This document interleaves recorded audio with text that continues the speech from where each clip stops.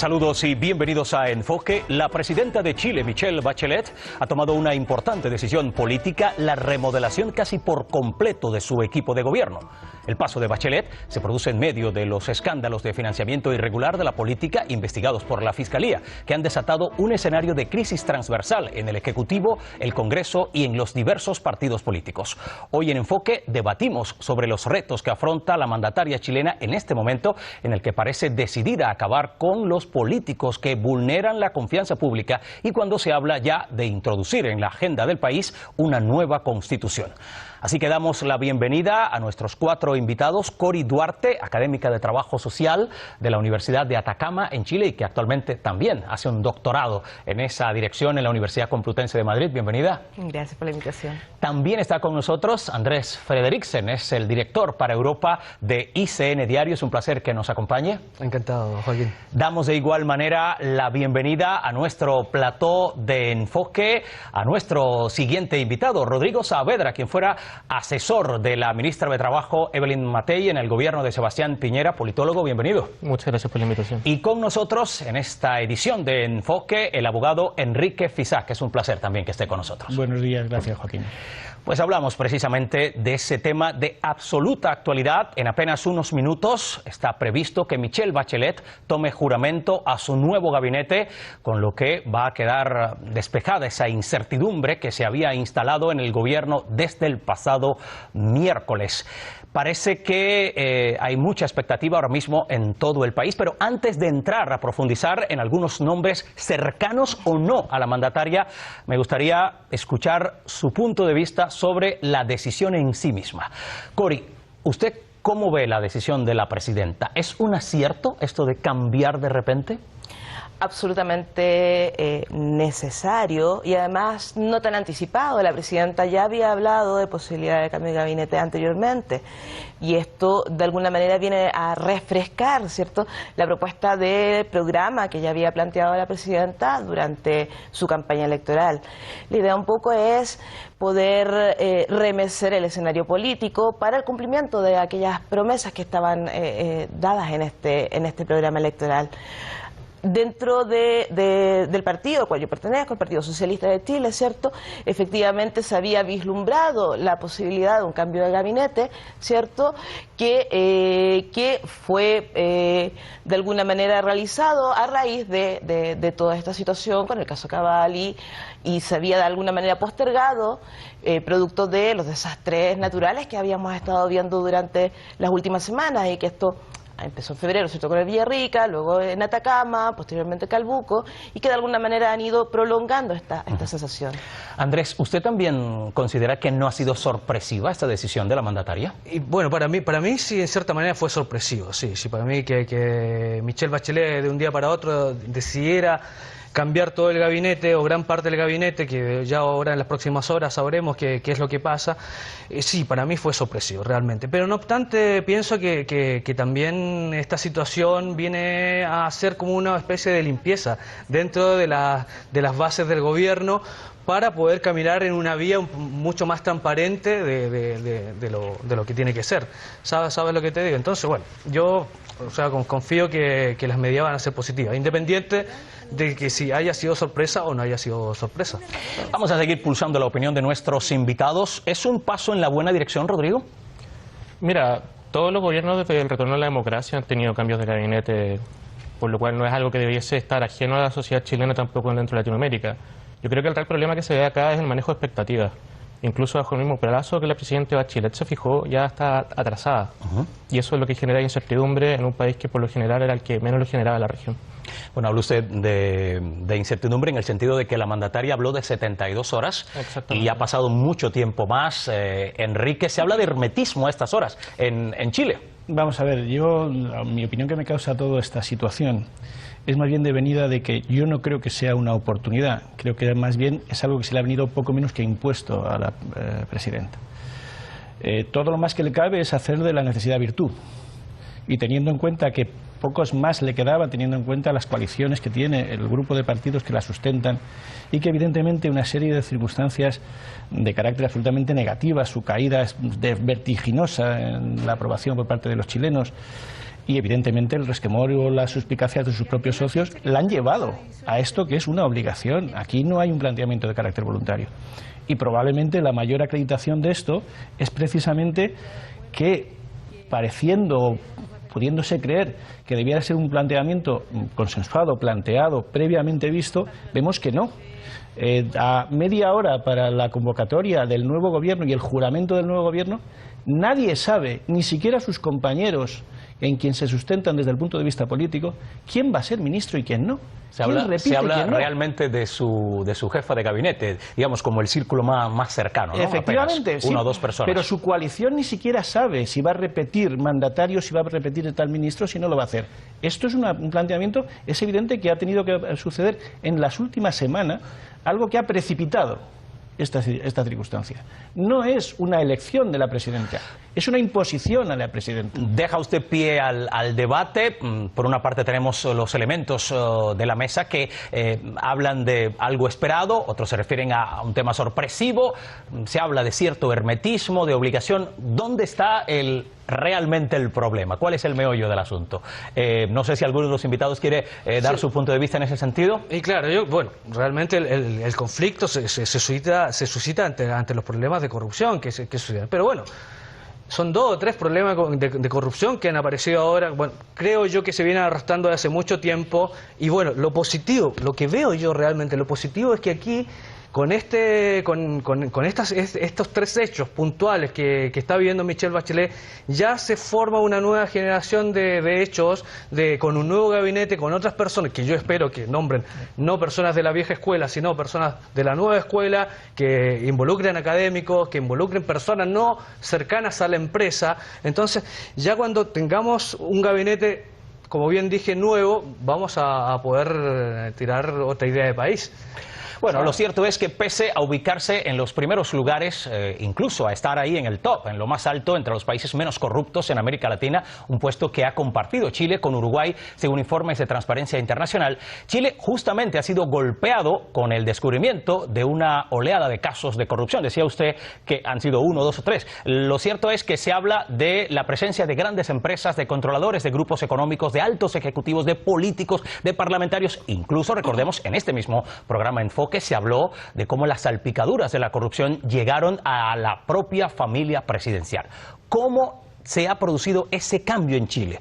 ¿Cómo hemos asistido a un Chile que ha ido cambiando y que se ha ido hundiendo en el pantano de la corrupción? ¿Rodrigo? Mira, lamentablemente a mí me tocó vivir todo esto ya estando en el extranjero, por lo cual desde la distancia duele aún más. Y también quiero dejar en claro, tanto a los invitados como al público, que desde la oposición yo lo que quiero es que a este gobierno le vaya bien, porque es la única forma que el país surja. Durante 30 años formaron la coalición más estable democrática y la transición al gobierno de Sebastián Piñera a una nueva coalición de derecha también yo creo que fue un ejemplo democrático para todo el subcontinente. Dicho eso, lo que los chilenos creo que nos dimos cuenta, sobre todo cuando el país tuvo un nivel superior en todo lo que es ingresos y expectativas de la clase media, es que ya hay cosas que no se toleran. En mi país hoy en día lo que se busca son mejores prestaciones de servicio, mejor educación y efectivamente una clase política responsable y profesional. Yo creo que por eso es hoy que surgen estos problemas. Quizás antes nos los callábamos porque durante la primera transición teníamos miedo a la violencia y posteriormente teníamos miedo a mantener una economía sostenible. Hoy en día el país ha madurado y busca otra clase de cosas. ¿Esa es, digamos, la historia real del Chile del 2015, Cori? Sí, yo concuerdo con lo que plantea Rodrigo. Sin embargo, creo que se ha exagerado un poco el tema de este nivel de corrupción. Yo creo que efectivamente hay estos casos que me parecen graves, gravísimos, y frente a los cuales hay que tomar ciertos mecanismos, ¿cierto?, para poder impedir que esto vuelva a suceder.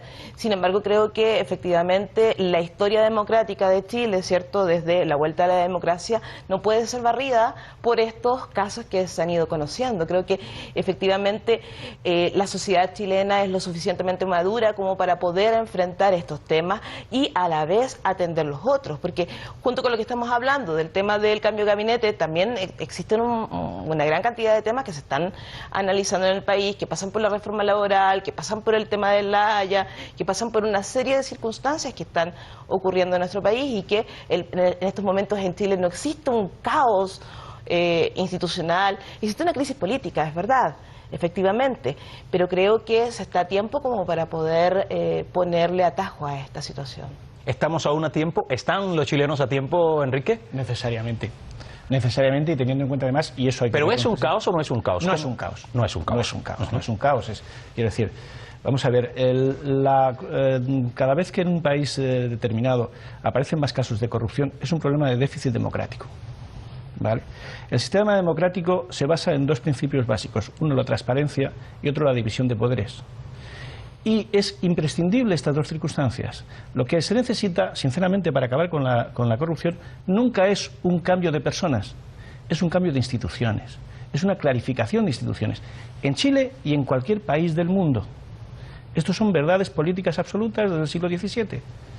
Entonces, si en la nueva Constitución que se está planteando por parte de la Presidencia realmente se institucionaliza y se lleva a efecto una real modificación en el sentido de asegurar el principio inicial de la democracia, y es el reparto del poder, los países excesivamente presidencialistas terminan cayendo en dictaduras de hecho. Y esta es una situación que puede suceder en Chile y en cualquier lugar del mundo. No estamos, por supuesto que estamos en una circunstancia. Chile es un país enormemente pujante, con una capacidad humana, sobre todo, además de la natural, extraordinaria, y que por consiguiente puede situarse, como siempre lo ha estado, en uno de los principales, los más importantes, y sobre todo un ejemplarizante para el resto de los países de Hispanoamérica. Entonces yo sí creo, claro que están al tiempo, y posiblemente tiene una opción extraordinaria en estos momentos la Presidenta, tanto por nuevas normativas de carácter inferior como para la modificación o existencia de una nueva Constitución, que institucionalice y que dificulte o imposibilite en la medida de lo posible precisamente casos como estos de corrupción. Ese es el fondo del asunto en Chile y en cualquier lugar. Yo soy español, aquí mismo tenemos un déficit precisamente de división de poderes. Ahí es donde hay que incidir. Ahí es donde hay precisamente. Y en ese sentido parecía que Chile lo tenía todo bastante resuelto. Mucho más resuelto, mucho más claro. Bueno, Andrés, querías... Sí, te entiendo correctamente lo que tú dices, me parece espectacular también. Sabes que, pero bueno, sabes que esto no es de ahora, esto de la corrupción, Chile según los parámetros de Transparencia Internacional, esta ONG que hace una evaluación de 178 países del mundo, bueno, Chile siempre ha fluctuado entre, bueno, el año pasado salió 21, estamos... Pero siempre ha fluctuado entre 21, 25 de 178 países, vamos a ver, o sea, siempre a la cabeza de América Latina en niveles de transparencia, o sea, lo cual en Chile, a los chilenos les hacía sentirse orgullosos de esta situación. Vamos, entonces todos los chilenos celebraban, los políticos, tanto de derecha como de izquierda, siempre han celebrado este posicionamiento. Pero lo que realmente se cuestiona acá, que esto, como te digo primero, Joaquín, no es de ahora, primero no es de ahora. Esto viene hace mucho tiempo atrás.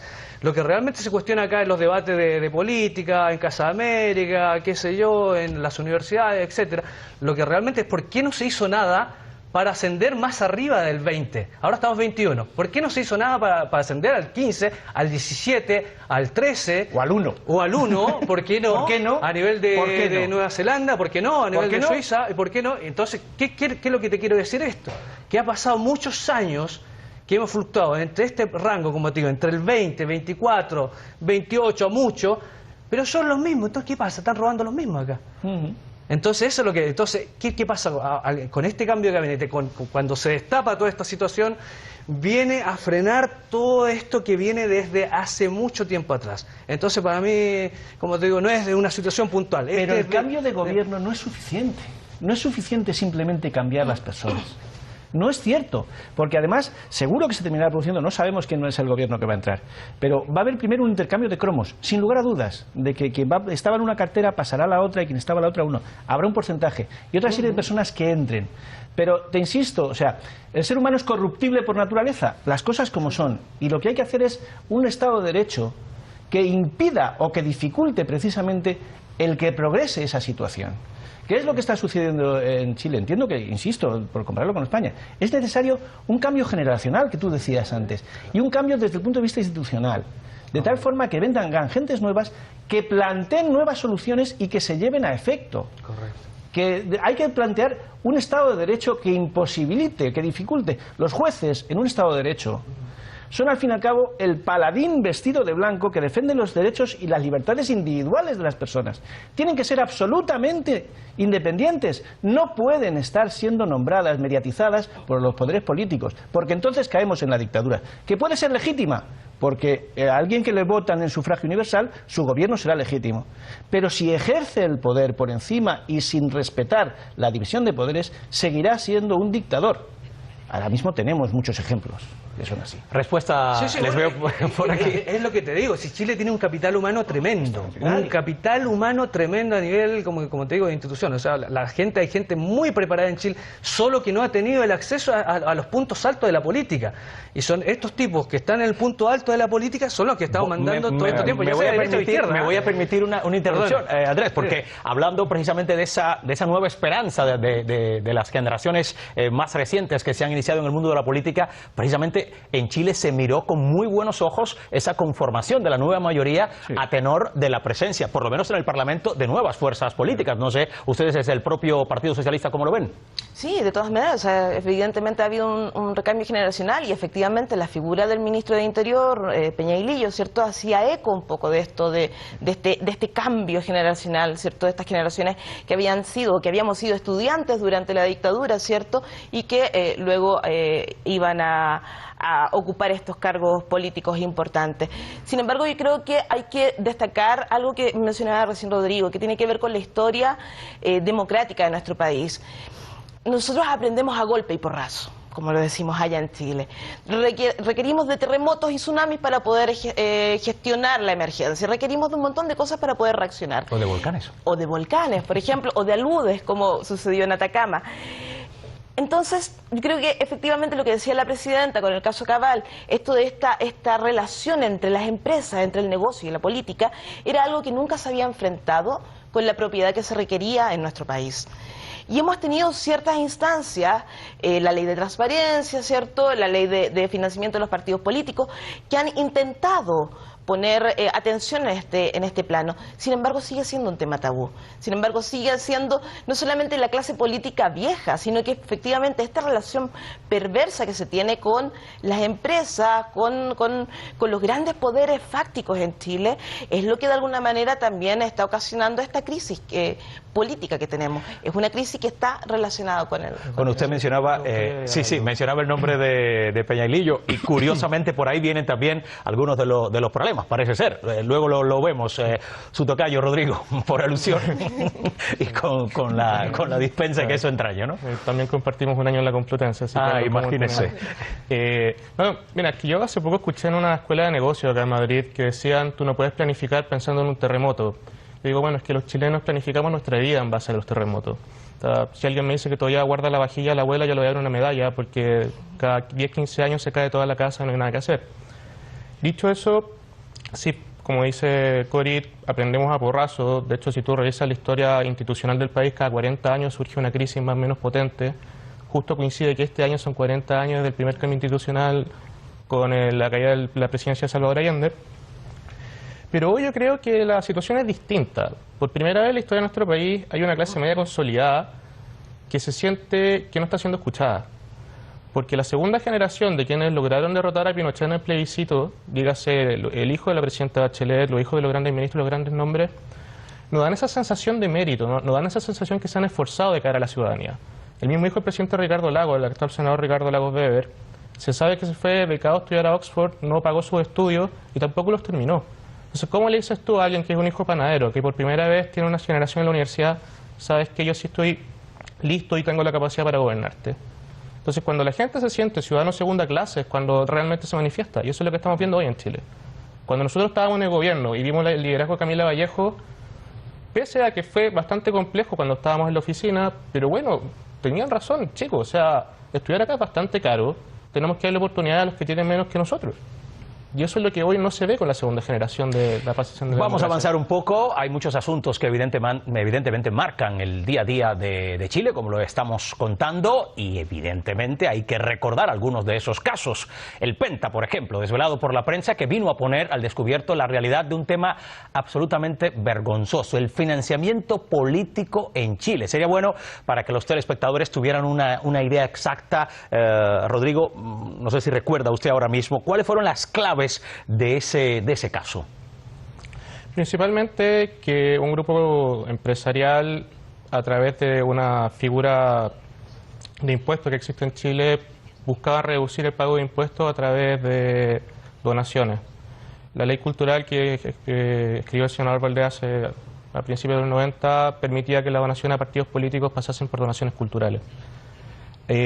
Prácticamente toda la vida democrática los partidos se financiaron así. Ahora, ¿qué es lo que pasa? Que hay nichos empresariales donde estos directivos prácticamente hicieron una captura del partido a través del financiamiento de campaña.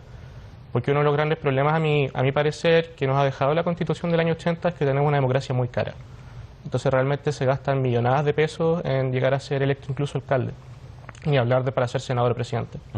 Y en ese sentido llama mucho la atención la postura que a lo largo de estos meses sostuvo el todavía ministro de Hacienda, Alberto Cárdenas. Y es curioso también porque, de acuerdo a los estudiosos de la historia en Chile, los gobiernos de la democracia siempre han contado con el mismo ministro de Hacienda, Alberto Arenas, desde que entra al poder hasta que sale, con la excepción de Eduardo Aninat, en el caso del gobierno de Eduardo Frei, que fue al Fondo Monetario Internacional. Pero en el caso de Arenas ha sido muy llamativa, digamos, su postura. Y por cierto, ahora mismo el señor Arenas acaba de abandonar el Palacio de la Moneda, ha tenido un pequeño encuentro con la presidenta Bachelet, pero ha salido, no ha habido declaraciones a la prensa, pero acaba de salir, es lo que hemos podido conocer.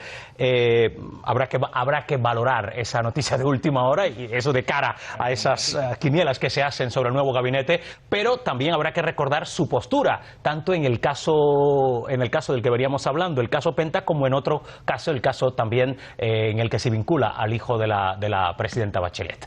¿Es por ahí por donde van las cosas? En su opinión, Enrique. Vamos a ver, yo desde mi punto de vista el problema, la politización y los hombres políticos tienen un problema de profesionalidad. Siempre en cualquier democracia se plantea que es preferible elegir un buen profesional dentro de su rango de actividad o elegir un profesional político que lleva desde que terminó el bachillerato mamando de un partido político hasta que llega a ser presidente de ese partido político y eventualmente canciller o presidente de su nación.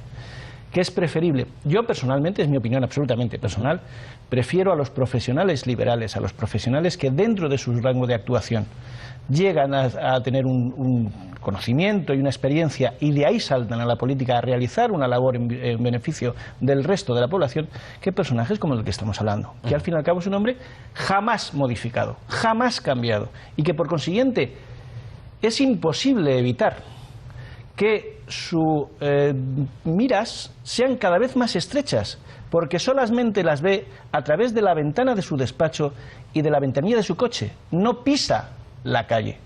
Y esto es una situación que le sucede a prácticamente todos los políticos, que se mantienen de esa forma. Lo que nos acaba de decir de esta última hora parece que no repita.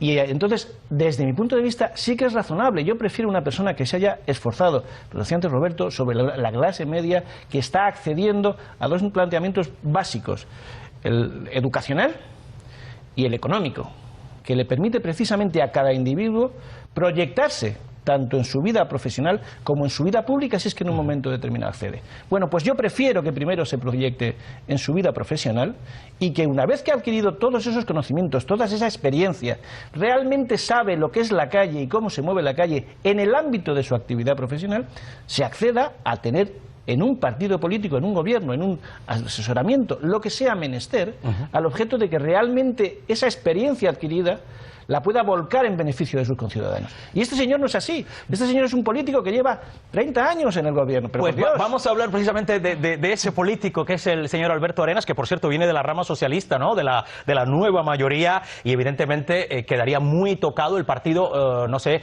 Cori, ¿cómo lo ve usted? Porque se hablaba también de Rodrigo Peñailiño, también socialista. ¿Cómo pudieran quedar las cosas en ese sentido para su formación? Peñailiño es PPD, pero yo creo que efectivamente, bueno, la presidenta socialista, y ahí lo más complicado en estos momentos de poder hacer un cambio de gabinete, y entiendo que por ahí va la demora, es poder equilibrar las fuerzas dentro de la coalición. Yo creo que efectivamente la salida de Arenas la había anticipado La Tercera, uno de los diarios de chilenos ayer, ¿cierto? Y que efectivamente era algo que precisamente por esta desconexión, ¿cierto?, con la calle, y porque efectivamente los índices macroeconómicos, ¿cierto?, han ido bajando, ahí no se pudo cumplir con la expectativa que se había planteado, esto sumado al tema de la baja del cobre y otras variables, ¿cierto?, había hecho que Arenas no tenga una buena aprobación de parte de la ciudadanía, y supongo que también dentro de los grupos políticos. No tengo claridad respecto de cuáles serían las cartas ahí, pero efectivamente de lo que sí tengo certeza es que la presidenta, tanto como su equipo, ¿cierto?, van a poder generar esta fuerza, este equilibrio de fuerza dentro de la coalición para poder asumir el gabinete. Bueno, vamos a seguir avanzando porque, con independencia de que hablamos del caso Penta, otro de los asuntos muy sonados en Chile fue el caso Cabal, en el que, como ya hemos dicho, se vio involucrado Sebastián Dávalos, hijo de la presidenta. ¿Cuál fue la percepción de los ciudadanos? ¿Fue rotunda Bachelet en su actuación, en su respuesta, Andrés? No, pienso yo que no. Bachelet igual, yo creo que no supo cortar. Yo creo que fue lo que más le afecta a Bachelet es este caso que estamos hablando de su hijo y el caso Cabal. Ella no supo manejarlo bien. ¿Por qué? Porque creo que lo tomó desde una perspectiva muy personal, y tenía que haber sido un poquito más institucional y un poquito más de forma jurídica. ¿Sabes lo que te digo? ¿Por qué? Porque al tomarlo de forma personal ella quiso respaldarse en su posición de madre, pero eso a los demás chilenos que estamos buscando igualdad, que queremos cuotas más de participación, es un balde de agua fría. ¿Sabes lo que te digo? Entonces lo tomó muy mal Bachelet. Yo creo que fue... Ella misma se hizo la puñalada en el corazón y no lo trató bien mediáticamente. ¿Hubo lentitud en la reacción o no fue del todo rotunda, Rodrigo? Fue distante, no supo responderle a la ciudadanía y a la población en general en los momentos que se esperaba algo de ella. Es más, yo me atrevería a decir que incluso el anuncio del cambio de gabinete es una suerte de forma de decir, sabes que ahora sí estoy acá, con personalismo, y creo que ahí es donde estoy muy de acuerdo con Enrique, eso le hace mal a la democracia. Hay mecanismos institucionales, hay todo un sistema de peso y contrapeso en nuestra institucionalidad, por muchas carencias que esta puede llegar a tener o no, que evitan esta clase de situaciones. O sea, cuando profesionalmente eres incapaz de separar lo personal de lo profesional, es que te estás quedando cojo en algo. Bueno, hablando de esos hándicaps que tiene, o que en vuestra opinión tiene la presidenta en la actualidad, algunas encuestas de popularidad de la mandataria están ahora mismo hablando de un 31%, y otros se refieren al rechazo a su gestión, que alcanza, según dicen, el récord histórico del 64%. Evidentemente vienen las comparaciones, algo habitual. Las comparaciones nunca son buenas, pero es lo que se suele hacer en política, como en otros ámbitos de la vida, y se refieren a su predecesor. Miran gestiones, comparan actuaciones. ¿Quién se lleva la peor parte? ¿Sebastián? ¿Michelle? En el escenario de hoy, la presidenta Bachelet se lleva la peor parte. Es mucho más fácil ser general después de la guerra, y en el fondo Sebastián Piñera nunca buscó la cercanía comunicacional con la que sí se posicionó en la campaña de la presidenta Bachelet. ¿En su opinión, Cori? Bueno, está claro, efectivamente. Lo que sucede, creo yo, es que... ¿Cómo está claro? ¿Cuánto de claro? En que efectivamente quien sale más perjudicada aquí en la actualidad es Michelle. Sí, pero efectivamente, ha habido un descenso terrible en la percepción que tiene la ciudadanía respecto de eso. Pero yo creo que de alguna manera transmite la sensación de reprobación que hay con toda la clase política. O sea, no hay políticos mejor evaluados, ni hay políticos que destaquen mucho, a excepción de Isabel Allende, que es la presidenta electa del Partido Socialista, o Marco Enríquez Ominami, pero tampoco hay otro político que tenga mayor aprobación, que es Matei, de repente Piñera. Lo que es sorprendente es que la confianza de la ciudadanía en la última encuesta está puesta en las Fuerzas Armadas.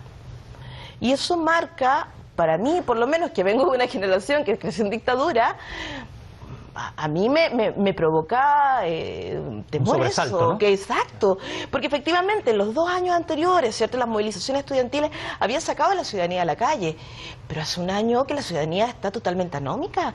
O sea, ya no tenemos las grandes manifestaciones, ya no, pareciera ser que nos cuesta reaccionar frente a esto.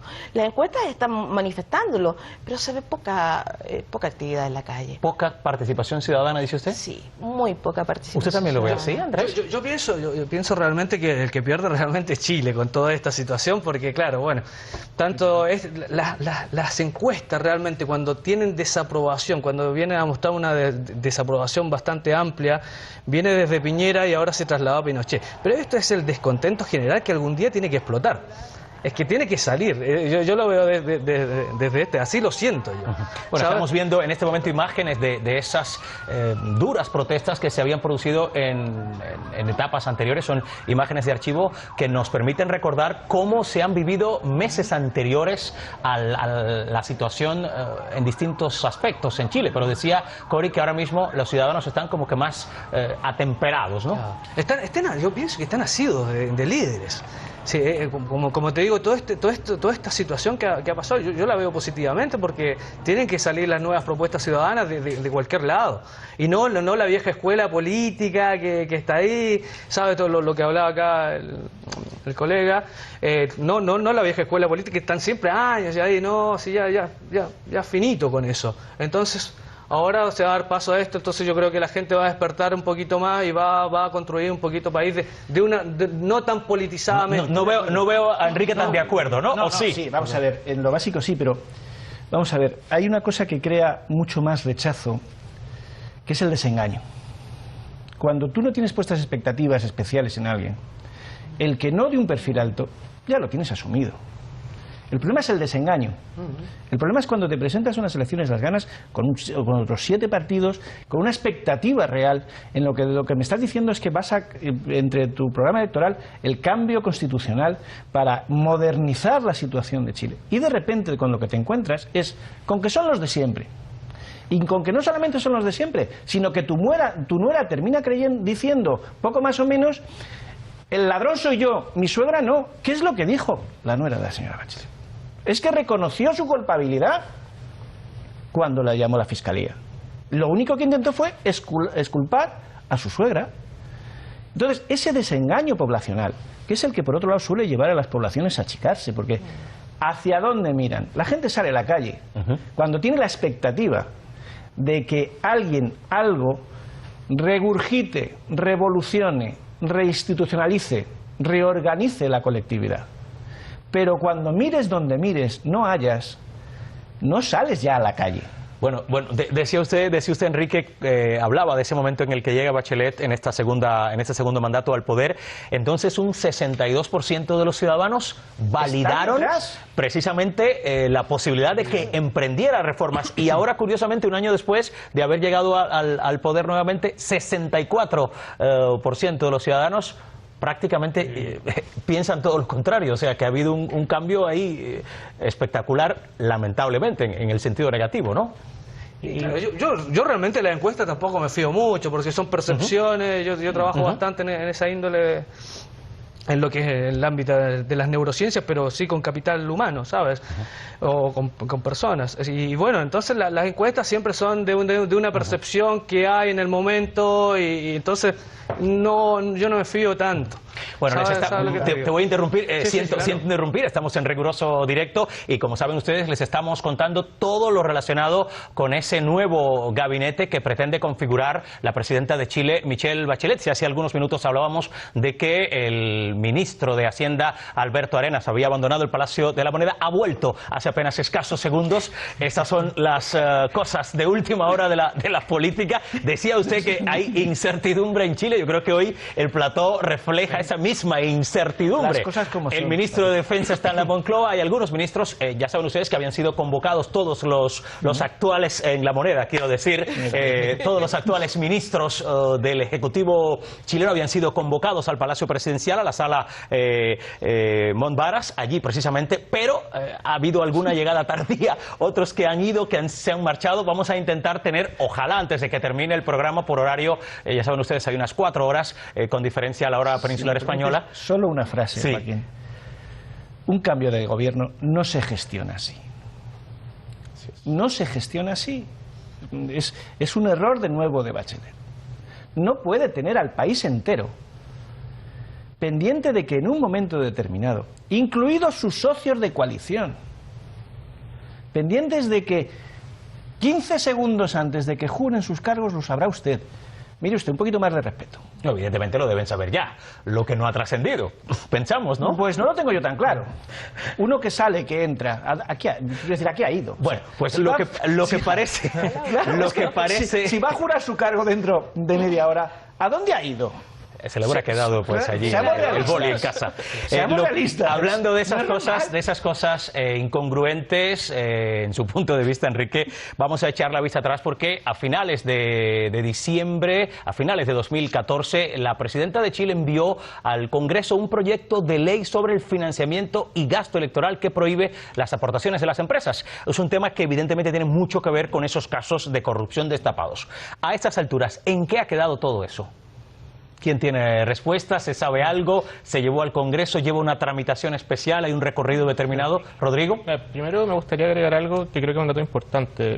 Bajo el último año de gobierno de Piñera, la Concertación y todos los partidos que actualmente conforman la nueva mayoría tenían una aprobación mucho más baja que nosotros estando en gobierno.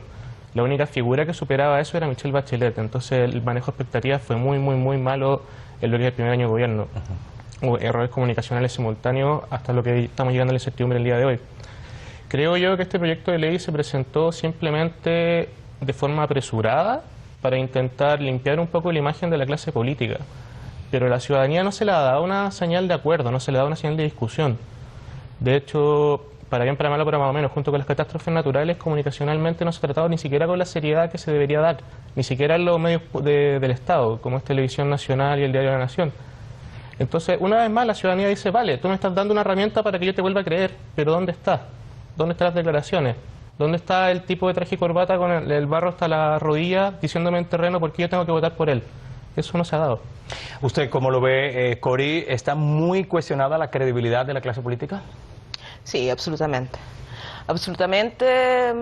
Yo creo que efectivamente existe esta desconfianza y creo en el tema de las expectativas y en eso no puedo dejar de ser crítica, ¿cierto?, frente a la actuación del último año. Sin embargo, creo que también se han hecho cosas buenas, se han hecho cosas bien. Ha habido una buena gestión en el sello que tiene Michelle Bachelet, ¿cierto?, en términos de reformas políticas sociales, ¿cierto?, y las grandes promesas que estaban en el programa de campaña electoral. Sin embargo, creo que efectivamente requerimos de un liderazgo certero y este liderazgo certero también tiene que ser apoyado por el resto de los partidos, pero no solamente por el resto de los partidos. O sea, efectivamente, Rodrigo recién mencionaba aquellos medios que pertenecen al Estado. Sin embargo, existe en Chile un monopolio comunicacional de parte de la derecha y de los grupos fácticos, ¿cierto?, que tampoco permite la libre expresión. O sea, no solamente es la Constitución la que nos amarra a la lógica de la dictadura, sino que también también existen otros espacios que tampoco permiten la democracia tal y como la podemos entender, en donde libremente se pueda generar esta propuesta comunicacional también. Bueno, usted introduce el tema de la Constitución, es otro de los asuntos, muchas veces en la vida cotidiana se dice otro de los melones, ¿no?, que hay que abrir.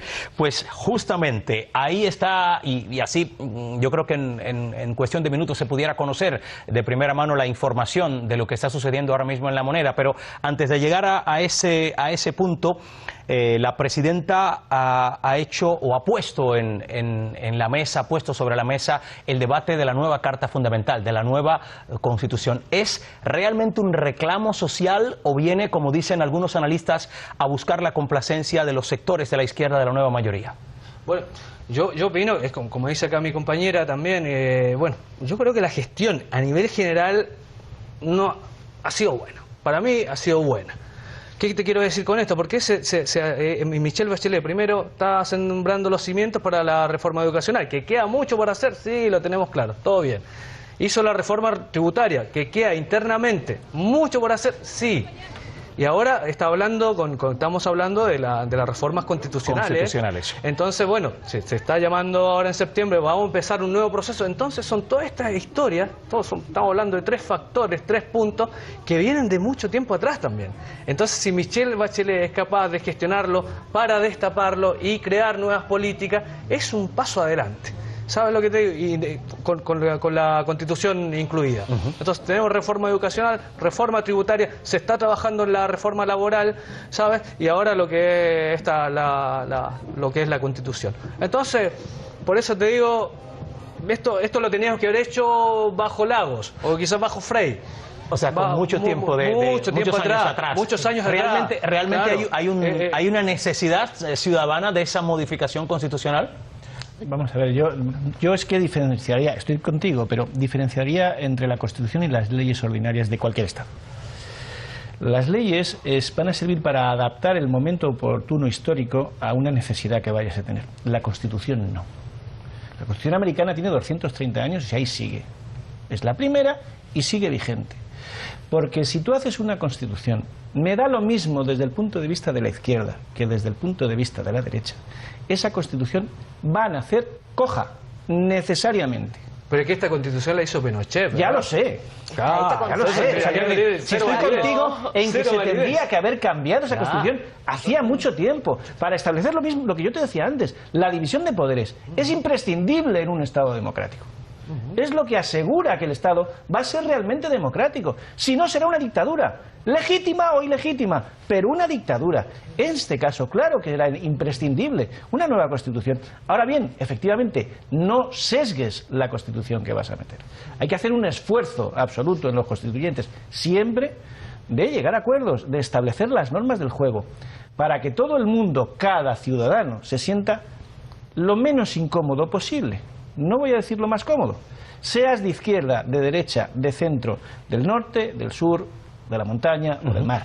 La Constitución es donde todo el mundo debe, en la medida de lo posible, caber. Y desde ese punto de vista es una pena el descenso de la intención de voto o del acogimiento de Bachelet, que sí que tenía una opción excelente de poder haber llevado adelante una Constitución integradora de la totalidad de la ciudadanía de Chile. Era el momento que tendría que haber sido, estoy de acuerdo contigo, hace 25 años. ¿Usted también piensa que el tiempo de la reforma constitucional es de unos lustros atrás? ¿Llega en un buen momento? ¿Es un amago? ¿Es un guiño a la izquierda? ¿Usted cómo lo ve, Rodrigo? Que lo veo ahí un poco callado, o quizás reflexionando, ¿no?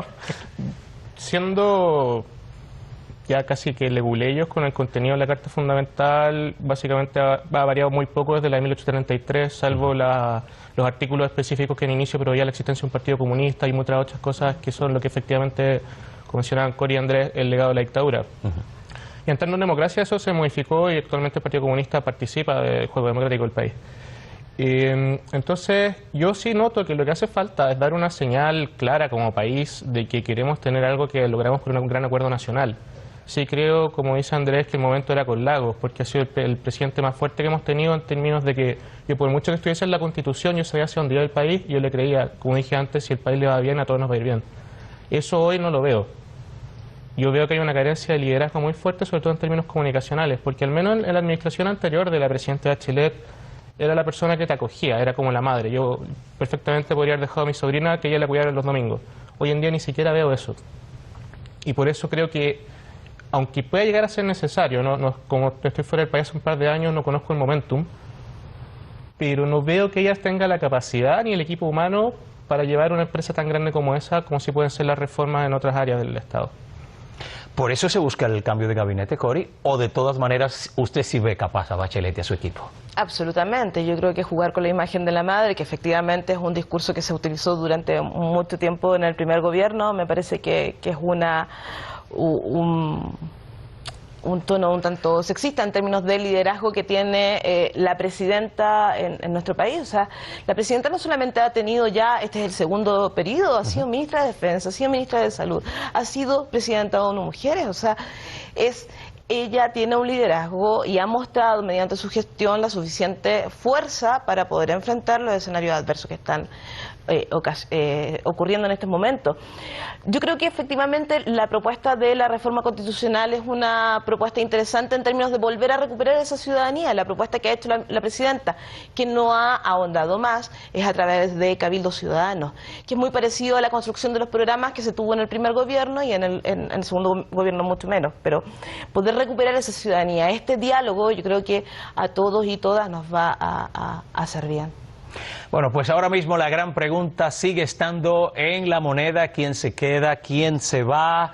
Es realmente un cambio, parece ser drástico, el que hace la presidenta Michelle Bachelet en su gabinete. A lo largo de este debate se han mencionado nombres como el de Rodrigo Peña y Lillo.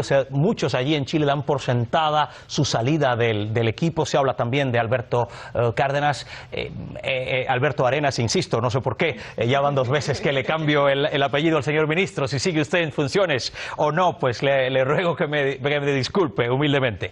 Lo cierto es, otro nombre importante del que sí se ha hablado es Heraldo Muñoz. Parece ser que se mantiene al frente de la cartera de Exteriores. Justo el anuncio de la presidenta se ha producido cuando estaba el señor Heraldo en La Haya. Pero, ¿qué decir? ¿Quiénes pudieran seguir de los actuales? No sé si se atreven ustedes a hacer alguna quiniela o no. O usted que estuvo tan ligado a una persona que además en su momento va a tener que mojarse, Rodrigo, porque en su momento usted estuvo asesorando a Evelyn Matei. Ya sabemos que un tiempo después fue la gran contrincante para Michelle Bachelet en su búsqueda de la moneda. ¿Por quién se decantaría usted? ¿Qué cree? Antes de contestar eso me gustaría agregar 2 cosas. Primero, que si mi comentario suena un poco sexista, no es la idea, sino jamás había trabajado con la señora Evelyn, digamos. Pero sí que comunicacionalmente se presentó así durante la primera administración. Segundo, me gustaría, si es que están viendo Latinoamérica, darle la más cercano saludo a todos los funcionarios de los ministerios, porque a nosotros cuando nos tocaron cambios ministeriales, en verdad los que más sufrían son los administrativos y todos los funcionarios de carrera. ¿Y qué va a pasar conmigo? Todo el mundo se pregunta, claro, ¿no? Hasta las secretarias, porque muchas veces a los ministros les gusta tener sus propias secretarias y son los que más sufren. Los equipos políticos, para nosotros siempre en teoría es un poco más fácil encontrar trabajo en otro lugar. Dicho eso, ya me pareció raro que le pidiese la renuncia al ministro Arenas. Como se dijo antes, en Chile nunca antes se le había pedido la renuncia, salvo el caso excepcional de Eduardo Aninat. Me parece sensato que la primera señal además sea haber mantenido el ministro Heraldo Muñoz, porque es un golpe de cátedra toda la controversia que está hoy en La Haya. Yo creo que se van a mantener por lo menos la mitad de los nombres, pero que van a cambiar de ministerio. Por ejemplo, no me sorprendería ver a Jimena Rincón en Desarrollo Social. Bueno, pues ha dado un titular. Nosotros, hablando de titulares, vamos a tener que dejarlo aquí. Ahora mismo todos ya están en la moneda, expectativa absoluta en Chile. Nosotros estamos a punto de finalizar. A modo de conclusión, me gustaría una definición. ¿Sirve este golpe de timón de Bachelet? ¿Le sirve, le viene bien o se volverá en su contra? Empecemos por Enrique. Vamos a ver, siempre que hay una novedad hay una esperanza. Y a cualquier gobierno, sobre todo que ha llegado a una situación complicada como la de Bachelet, siempre que hay una novedad habrá una nueva esperanza. Dicen que la Revolución Francesa se postergó una generación porque hubo cambio de rey. Siempre es así, siempre que hay una novedad hay una esperanza, y por consiguiente a Bachelet claro que le servirá. ¿Le servirá? Sí, absolutamente. Es necesario poder refrescar la política y efectivamente muestra el liderazgo también de la presidenta en torno a poder tomar estas cartas y poder hacer los ajustes en el momento necesario. Bueno, usted, Rodrigo, ¿cómo lo ve? ¿Va a venirle bien este, digamos, puñetazo en la mesa de una manera más elegante, sobre todo teniendo en cuenta que es una mujer, este cambio de gabinete a Bachelet? Yo creo que le abre una ventana, sí, pero el personalismo con que lo ha hecho le va a jugar en contra en los próximos meses. Tiene en su contra digamos, a un mediano plazo, ¿no? Gran parte de la opinión pública considera que las instituciones republicanas son más grandes que su ego. Y estoy de acuerdo con eso. Andrés, ¿le viene bien? ¿Sale fortalecida Bachelet? Totalmente. Yo espero que al menos en este gabinete, el nuevo gabinete, se dé más cabida a la participación ciudadana, que salgan líderes ciudadanos, ya sea de las instituciones académicas, no tanto como la vieja escuela política que hacíamos remembranza, no, sino que vengan más académicos, que vengan ciudadanos de las organizaciones sociales, que participen en las estructuras de poder. Yo creo que ya es tiempo. Entonces yo apuesto por esto, yo realmente apuesto por esta participación ciudadana mucho más fuerte y más joven, que es importante. Tiene que haber mucho más jóvenes acá. Pues con eso nos vamos a quedar. El tiempo es implacable, ya lo saben ustedes. Quería agradecer a nuestros invitados su presencia en el programa. Cori Duarte, Andrés Frederiksen, muchísimas gracias.